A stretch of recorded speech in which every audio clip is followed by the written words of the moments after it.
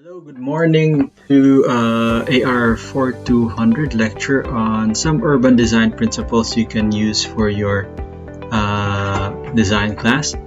So, just simply put, I only only want to show you one very good principle, and we'll discuss more deeply in the AR 3233 class. It's the idea of creating a sense of enclosure. So from our reference book, which we'll be using, Moten, published in 2003, they say that architecture should fill in the gaps of streets to create a seamless plane, and therefore enclosing the space and making it more aesthetically pleasing and, more importantly, more legible and meaningful. So basically, you see here on the images on the left, this is the Ayala area, and it's pretty good, it's pretty clean, but from an urban design perspective, there's a lot of gaps which need to be filled in. And then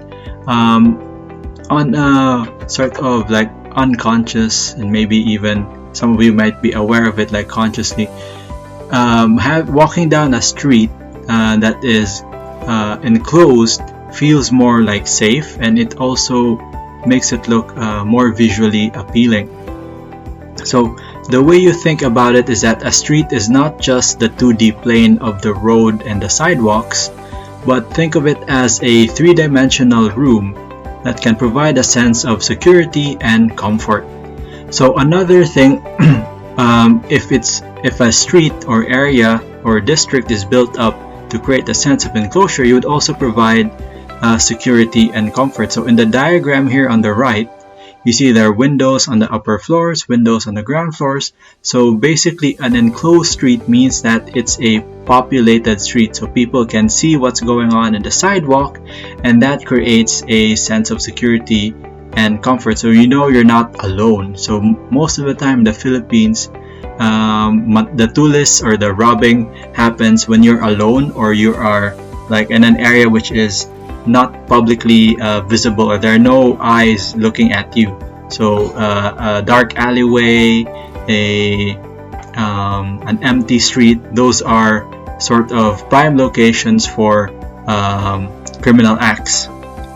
So simply put, it's very easy to create a sense of enclosure. You just need to look at the surrounding area of that street, or for example, maybe 500 meter long street, or maybe even a 200 meter long street, and then you just fill in the gaps.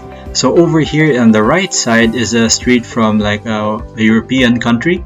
So notice it's a one-way street, very much for pedestrians, because you see the road is only about good for one way, about 3 meters, and the sidewalks look about 3 meters each, with planting strips and bollards. But most importantly, look at the buildings. So all the buildings on both sides are about 4 stories, and although they're not exactly the same, the architectural elements are fairly similar. So a lot of vertical sort of design elements, some minor horizontal elements. The color of the buildings are also kind of the same. On the left side, it's kind of beige. On the right, it's a bit more off-white. And then you have sort of this kind of just simple designs on the windows and balconies. Nothing too, no element stands out too much. The whole street sort of complements each other. So this is something you can think about when you're selecting your site, especially if your site is an infill site. So you don't just create a modern contemporary building without looking at the aesthetic and visual qualities of the surrounding area. So another thing I want to talk about is determining the appropriate use of the building that you will infill or renovate. So in contemporary urban planning and design, we encourage mixed-use development. So what does this mean? So if your barangay or the area you have selected or you're interested in is mostly commercial buildings, then it might be a good idea to put in some residential buildings as well. So studying a 500 to 250 meter radius around your site might reveal what new building type you can create to complement the existing neighborhood. So over here on the right side, you can see we have our boundary map, and I have three radii, so 2 blue and 1 red. So in the capital area, the blue radius here, you can see it covers all the way up to the Fuente Circle. And then in the Fort San Pedro area, the Colon area, you see it goes from Fort San Pedro area all the way to around the USC area. USC main, excuse me. And then the middle is between the Fuente Circle to USC. Now, why did I identify these three sort of radii? So number one, they fit within the 500 to, they are about 500 meter radius. And why 500 meter radius? Because this is apparently a comfortable walking distance. In America, they can go up to about 1,000 meters or 1 mile. But for the Philippines, I would suggest using 500 or even 250 meter radii because it's hotter, and Filipinos are technically physically shorter, so their strides, the length that we can walk comfortably is a lot shorter, or like a bit shorter than our American counterparts. So 500 to 250 would be good. Okay, and then within this 500 to 250 meter radius, you can identify your sort of like a neighborhood center. And then in the capital area, the neighborhood center is the Capitol. In the Fort San Pedro area, the neighborhood center would probably be the City Hall. So in the centers of these sort of neighborhoods, you would have taller buildings. Let's say, just because of the character of these sites, you could go as high as like 4 stories, but I don't think you could go higher than that, because all the buildings in these areas are low rise. You don't want to construct a building that's high rise unless you have a really good reason, or even mid rise. It's kind of questionable. Some areas here in the downtown area have mid-rise buildings, maybe like 9 or 10 stories, but depends on which street you choose. Again, going back to enclosure, whatever the dominant sort of building height in that area is, you just follow that to maintain that sort of character of that area. Okay, so within this 500 or 250 meter radius, you look at the building types again. So in the Colon area, it's mostly institutional. You have a lot of government buildings, a lot of schools, a lot of open parks, and then some kanang scattered like industrial areas, a few commercial areas, but very few residential areas. Most of the residential areas, at least the middle to high income, are located closer to the capital area near Guadalupe and going to Ayala. Around the Colon area is mostly low income housing. If you see here where my mouse is, if I just make it a bit bigger, here, like so. Oh, sorry, layer problem here, like that. So you see where my mouse is. This area here, if you can go to Google Maps, it's a lot of low income areas. So you would need some kind of low income housing to sort of pull them back into the Colon Center.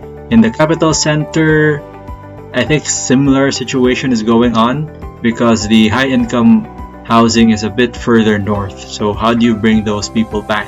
And here the trickiest part for me would be the space in between Fuente and USC, because there's a lot of like residential areas you can see here, this area here, but mostly low income again, and a mix of institutional areas here around the Fuente Osmeña sort of road.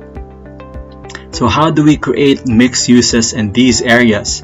So very simply put, you can just create something like this, 3 stories where you have different uses on the ground, second and third floor. You can even combine them like this depending on your kanang site area. So think about your architectural design classes. Think about architectural programming, where your ground floor could be retail with some hotel or like condominium or apartment spaces and some office spaces.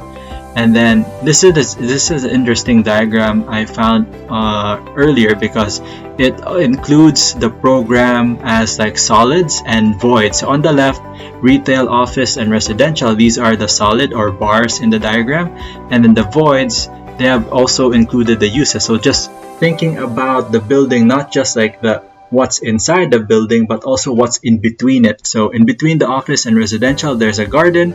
In between the office and hotel, there's a space for culture, like maybe a open sort of seating area for the hotel and office people to sit around and talk. And then between the two retail levels is a passageway for the public. So if you see here on this diagram, so you see there, it's basically a 2-story structure, or maybe 3-story, maybe there's a mezzanine there somewhere. And then you see the scale is, yeah, you can see the different uses. The scale is about like 2 to 3 stories, depending on the colors. And then it's not kanang 4 stories, or like, you don't need to, what I'm trying to get at, you don't need like a mid-rise building to get a lot of uses. You can get a lot of uses just with like 3 stories, basically. Okay, so other things I want to talk about is to determine the appropriate use of a building in your area. Another thing you can look at is the population. There's a nice website here called citypopulation.de.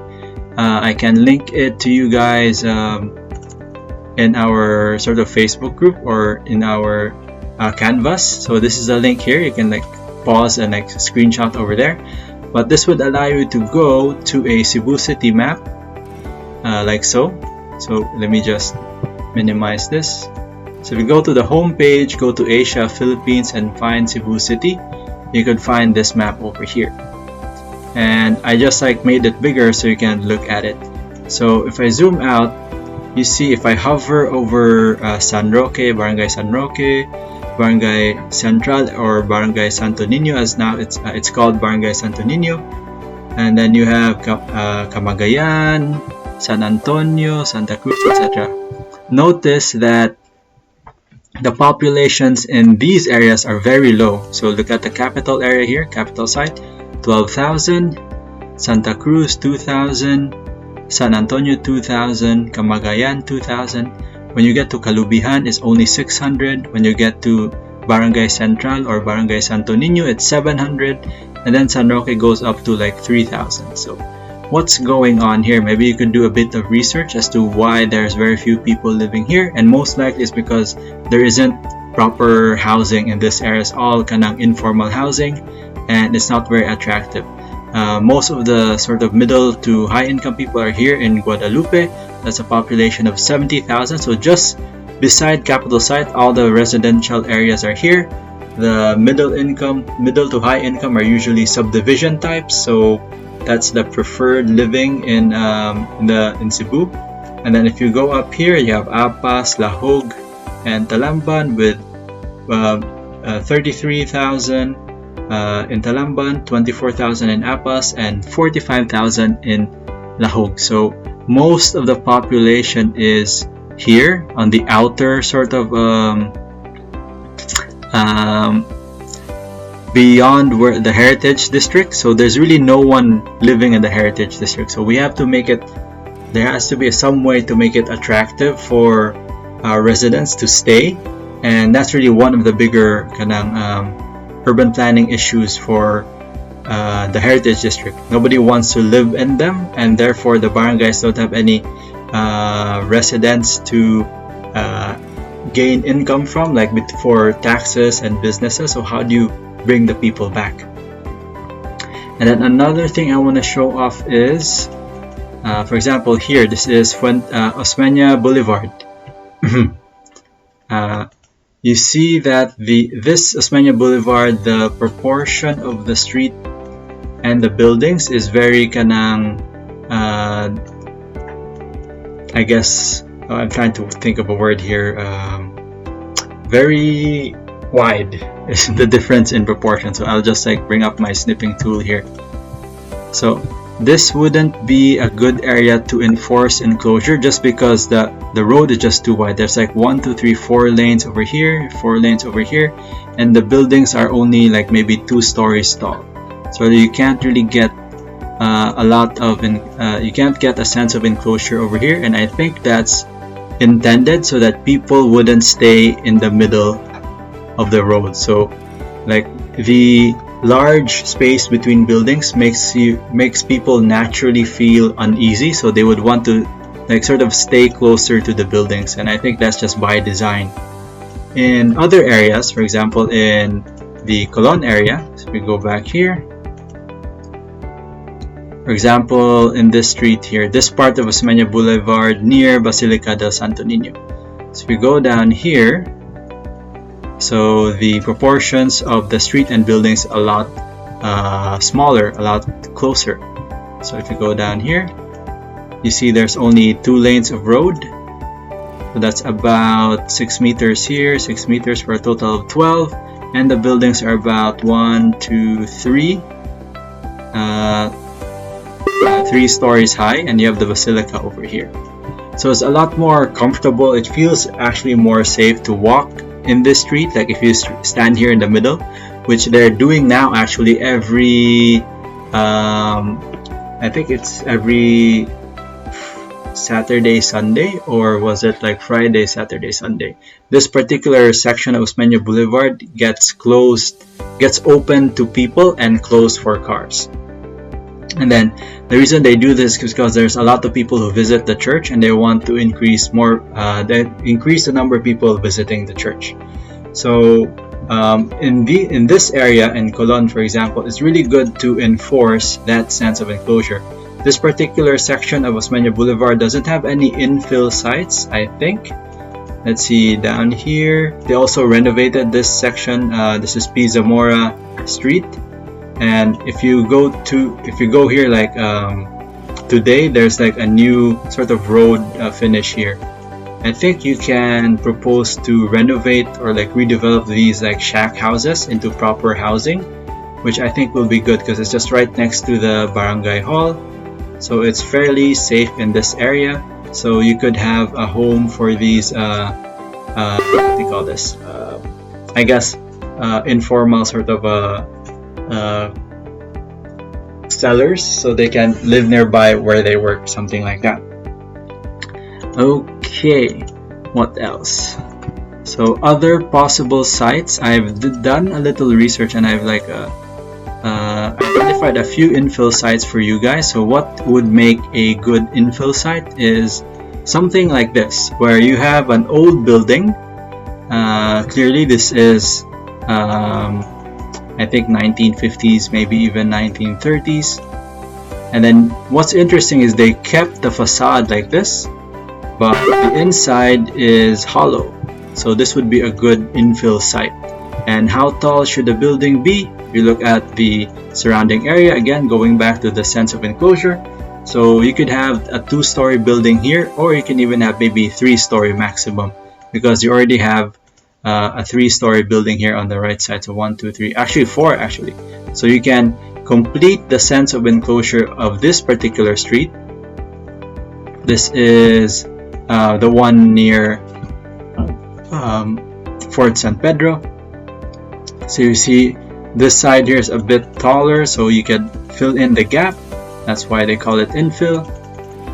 So you could probably go up to 4 stories in this section of the street, and you create something new here. So for this particular area, this is, let me go back to the, what's the name of the street? F. Urdaneta Street? Yeah, F. Urdaneta Street.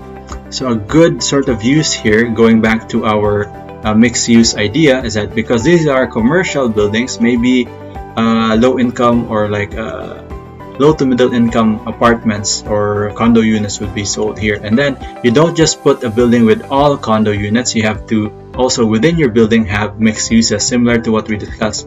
So maybe the ground floor could be retail, and then you'd have your residential units on the upper floors with maybe some office units as well. So there's a lot of possibilities for this particular lot over here. I also found another vacant lot. Let's see here. Oh, it's freezing. Okay, there's another sort of underused or underutilized lot here. This is next to corner Osmeña Boulevard and the street in front of Fort San Pedro. This is currently a parking lot. It's next to the Department of Trade and Industry. So really you could do something here. So This is, I would consider underutilized because it's just a parking lot and maybe like a workshop over here. Another one is this one here, corner of Lapu-Lapu Street and corner of, adjacent to the DTI. I don't know what this street is called. I'll zoom out. So you have, what's this? The street is not coming out, but yeah, Lapu-Lapu Street and Osmeña Boulevard. Yes, this corner here, like so. And if you have cars, if you know how to drive, it would really help if you sort of just drive around this area, preferably in the morning, so because it's a lot safer in the morning. This one is another vacant lot over here, so you can find a lot of these, a fair amount of these vacant lots if you just like go down the streets. And I would suggest you look for areas that are near sort of major destinations. Another major destination aside from Plaza Independencia and Fort San Pedro could be the Senior Citizens Park, Magellan's Park, the new Colon redevelopment plan, redevelopment buildings over here. So you have the new development over here, and maybe you could do something nearby. So if I cross the street, maybe over here there could be some infill sites. So you just need to go down, look around, and see how can we sort of improve. So these, let's see here. This section of MC Briones Street looks pretty good. I think that the carbon, the new carbon building would probably go up to 4 stories. So again, it would create a good infill and also create a good sense of enclosure. So something like this, 1, 2, 3, 4, something like that. And the buildings here are the 1, 2, 3, 4. So not much opportunities for infill buildings here. What about the street behind? So it looks pretty full. Oh, there's one here. You just go down like so, like this. So this one could be redeveloped for an infill. So it could be a 1, 2, 3 story structure. Everything here is commercial, so you might have some kind of residential and apartment type sort of situation. Oh, your battery is running low. So something like that lang. And then since it's a small structure, you could focus on like how the structural elements are designed, and maybe you could also focus on some like sustainable technologies. Like over here, the building next to it has some sort of solar baffles maybe, but I think that's mostly for security more than the extruded sort of kanang what's the word, brise soleil, something like that. I think they just needed space to put their fencing in so that nobody can get into the building. But you can really do something something interesting here. There's another sort of weird D-shaped building here, and I think this one is this building actually, these fins here actually sun baffles or brise soleil, so you can actually apply that in your infill structure here. So something like that. Oh, low bat, sorry. Hang on.